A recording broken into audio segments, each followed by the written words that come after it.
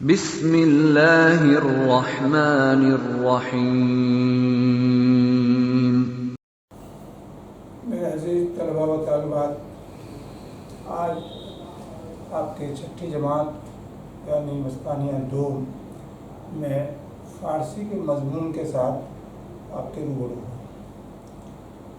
آپ حضرات اس کے پہلے بھی پڑھ چکے ہیں۔ فارسی کے حروف سے تہجی کے ساتھ ساتھ قواعد میں اسم کی قسمیں جامد، مصدر، مشتق۔ تو آج ہم لوگ فعل کے لحاظ سے فعل کو پڑھے بھی ہیں۔ اس میں جو افعال ناقصہ ہیں، فعل کی دو قسمیں ہوتی ہیں، ایک فعل ناقص، ایک فعل تام۔ فعل تام اس کو کہتے ہیں جس لفظ سے واضح طور پر اس کے معنی یا مفہوم کی ادائیگی ہو جاتی ہے، لیکن فعل ناقص وہ افعال ہیں جو اپنے معنی تو رکھتے ہیں لیکن اپنے مفہوم کی ادائیگی کے لیے وہ کسی دوسرے لفظ کے محتاج ہوتے ہیں۔ اسی کو بچوں آپ نے انگریزی گرامر پڑھا ہوگا کہ ہیلپنگ ورب میں جیسے آپ نے دیکھا ہوگا از، آر، ایم، واز، ویئر، اسی طرح سے فارسی میں افعال ناقصہ ہے جو است، اند، ای، ایت، ام، ایم ہے۔ اس کو آپ جیسے آپ نے دیکھا بھی، اس کا معنی بھی لکھا ہوا ہے۔ است مانے ہے، اند مانے وہ سب ہیں، ای مانے تو ہے، ایک تم سب ہو، ام مانے میں ہوں، ایم مانے ہم سب ہیں۔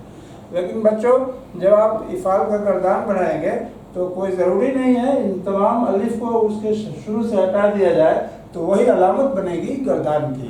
تو ابھی چونکہ صرف اس کے مفہوم کی بات ہم لوگ کرنے جا رہے ہیں، اسی لیے اس میں الف لگا ہوا ہے، واضح لفظ میں اس کے مفہوم کو آپ کو سمجھنا ہے۔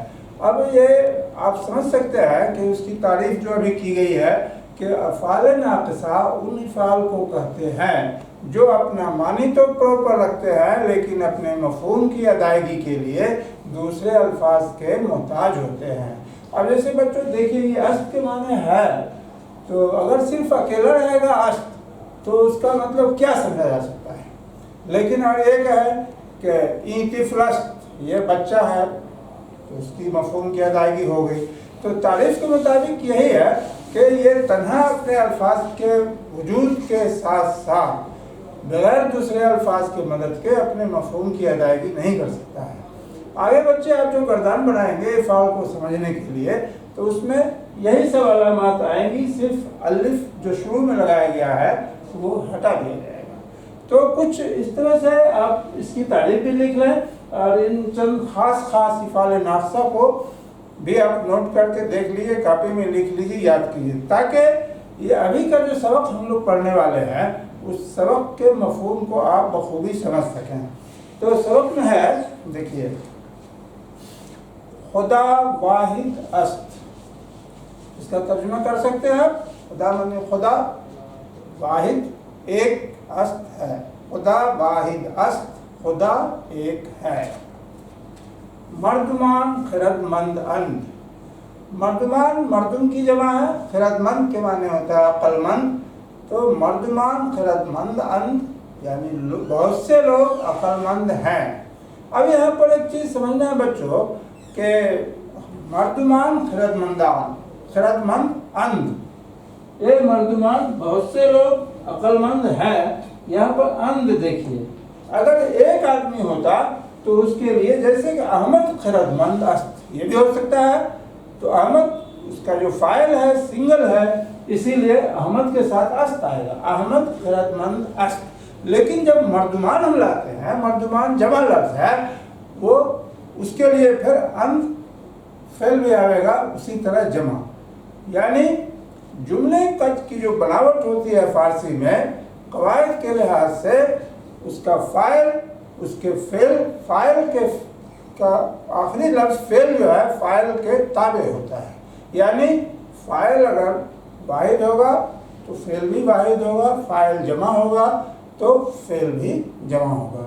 اس میں ایک آسانی ہے بچوں فارسی زبان میں کہ اس میں مذکر مؤنث کا معاملہ شروع سے آخر تک کہیں نہیں، ایک ہی لفظ، یہ جیسے است ہے جس کا معنی ہے ہم کرتے ہیں تو مؤنث کے لیے بھی وہی لفظ آئے گا، اند ہے جو جمع ہے یہ مؤنث کے لیے بھی وہی بات آئے گا، یعنی آپ ایسے کر سکتے ہیں کہ است میں ہوں، وہ لڑکی ہے، ایک لڑکا ہے، سب میں است ہی آئے گا۔ یہی وجہ ہے کہ اس زبان کو شیرین زبان کہتے ہیں اور آسان زبان بھی کہتے ہیں۔ آسانی کی بنیادی وجہ یہی ہے کہ اس میں مذکر مؤنث کے لیے الگ سے کوئی ضمیر نہیں ہے، ایک ہی فعل ایک ہی ضمیر سے دونوں معنی پیدا ہو جاتا ہے۔ اگلی مثال دیکھیے، تو خابیدائی۔ خابیدن مصدر ہے، اس کا معنی ہوتا ہے سونا، تو سویا ہوا ہے۔ اب دیکھیے یہ کے معنی یہاں ہم یہ ہے تو ہے، تو خابیدائی یعنی تم سوئے ہوئے ہو۔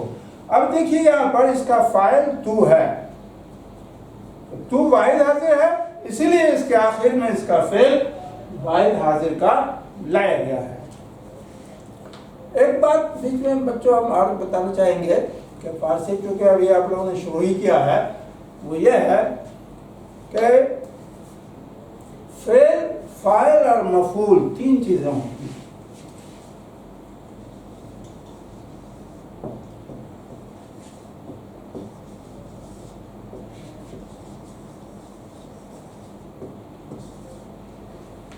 فعل ہوا کام، بھر کر سکتے ہیں۔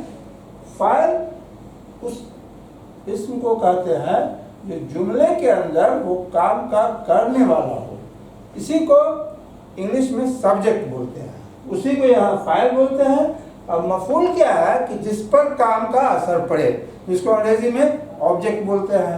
تو انگریزی اور اردو وغیرہ کی ترتیب میں تو الگ الگ ہے، فارسی میں جو جملے کی ترتیب ہوتی ہے وہ فاعل، مفعول، تب فعل۔ اردو میں فاعل، فعل، مفعول، اس میں آگے پیچھے ہو سکتا ہے، لیکن فارسی میں آگے پیچھے کم ہوتا ہے، یعنی جملے کی ترکیب میں ایک نمبر میں فاعل، دوسرے نمبر میں مفعول، تیسرے میں فعل ہے، یعنی پہلے فاعل تب مفعول تب فعل۔ یہ جو جملے آپ افعال ناقصہ کے پڑھ رہے ہیں اسی ترتیب میں اس کو دیکھنے کی ضرورت ہے۔ شما مردان خدائید، تم لوگ خدا کے مرد ہو۔ چونکہ شما کے معنی تم لوگ ہے، اس لیے لاسٹ میں فعل جو آیا ہے ایک یعنی جمع حاضر کا آیا ہے۔ من بندہ خدا، میں خدا کا بندہ ہوں۔ اب دیکھیے کہ من کے معنی میں ہوتا ہے، واحد متکلم میں ہے، تو یہاں پر اس کا فعل ام آیا، یعنی میں خدا کا بندہ ہوں۔ تیسرا ہے ماں بندگان خدائے، ہم لوگ خدا کے بندے ہیں۔ اب دیکھیے اس کا پہلا جملہ فاعل واحد تھا، من بندے خدائے، خدا، میں خدا کا بندہ ہوں۔ اگلا جملہ ہے ماں بندگان خدائے، ہم لوگ خدا کے بندے ہیں۔ بات وہی ہے، صرف واحد جمع کا فرق ہے، یہاں من فاعل میں واحد آیا ہے تو اس کا فعل بھی ام واحد ہے۔ اگلے جملہ میں ماں کے معنی ہوتا ہے ہم لوگ جمع ہے، اس لیے اس کا فعل ایم یعنی جمع ہے، ایم کے معنی ہم سب، ام کے معنی میں۔ ہمالیہ یکی از بلند ترین کوہ است، ہمالیہ یہ کوہ کے معنی ہوتا ہے پہاڑ، ہمالیہ دنیا کے پہاڑوں میں سب سے اونچا پہاڑ ہے۔ آہا ستمگار ہستند، وہ لوگ ظالم ہے۔ ستمگار کے معنی ہوتا ہے ظالم، ستم کے معنی ظلم، اسی میں گار لاحقہ لگا دیا، ستمگار ظلم کرنے والا۔ تو کجا ہستی، تم کہاں ہو، کجا معنی ہوتا ہے کہاں،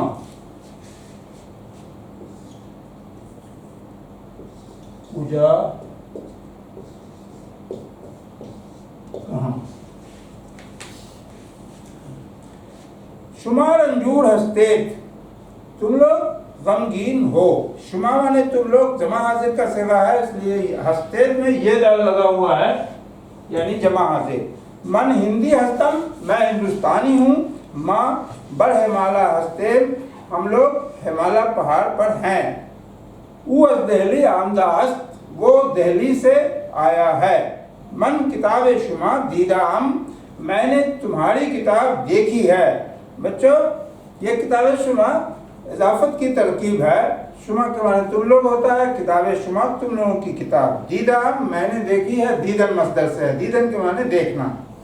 شما با بنارس رفتائید، تم لوگ بنارس کو گئے ہو.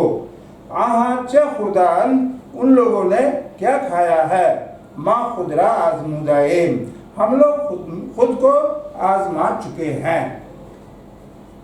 بچوں اس چیپٹر میں یا اس سبق میں بہت سی افعال ناقصہ کی مثالیں بھی آپ نے پڑھی، جملوں میں بھی اس کو کر کے دیکھا، جس کا خلاصہ کیا آتا ہے کہ یہ افعال ناقصہ چاہے فعل تام ہی کیوں نہ ہو، یہ ایک ایسے افعال ہیں جو اپنا وجود تو رکھتے ہیں لیکن اپنی مفہوم کی ادائیگی کے لیے دوسرے الفاظ کے محتاج ہوتے ہیں. ایک بات. دوسری بات یہ کہ یہ جب جملے میں آتے ہیں تو یہ فاعل کے واحد جمع فاعل جس شکل میں آیا ہو اس کے تابع ہوتے ہیں. یعنی اگر غائب ہے فاعل تو افعال ناقصہ غائب کا آئے گا، است اند آئے گا. اگر حاضر ہے تو ای اور اید آئے گا. متکلم ہے تو ام اور ایم آئے گا. اس میں بہت سے الفاظ بچے ایسے ہیں جس کا معنی اگر آپ نہیں جانتے ہیں تو آپ کتاب سے اس کو اتار لیجئے گا. اس میں اور کچھ باتیں بھی کہی گئی ہے. جیسے سوال ہے فارسی فعال میں کتنے صیغے ہوتے ہیں؟ جواب ہے 6 صیغے ہوتے ہیں. ہست ہستی ہستم کے صیغے بتاؤ. یہ ہست صیغہ واحد غائب ہے، ہستی صیغہ واحد حاضر ہے، ہستم صیغہ واحد متکلم ہے. اب اسی بنیاد پر بچوں اس میں فارسی میں ترجمہ کے لیے کچھ چھوٹے چھوٹے جملے دیے گئے ہیں جس کو آپ اس سبق کے پڑھنے کے بعد آسانی سے بنا سکتے ہیں. تو اس کو آپ اپنے گھر پر ہوم ورک کے طور پر لے جائیے اور بنانے کی کوشش کیجیے. یہ افعال اور افعال ناقصہ، افعال تام ایک ایسی اصطلاحات ہے فارسی قواعد کے جو بآسانی سمجھ میں نہیں آتی ہے. اگر اس میں کہیں پر آپ کو شک شبہ ہو تو آپ فوراً اس کو کامنٹ باکس میں ڈالیے، اس کو ہم مزید وضاحت کے ساتھ آپ کو بتائیں گے.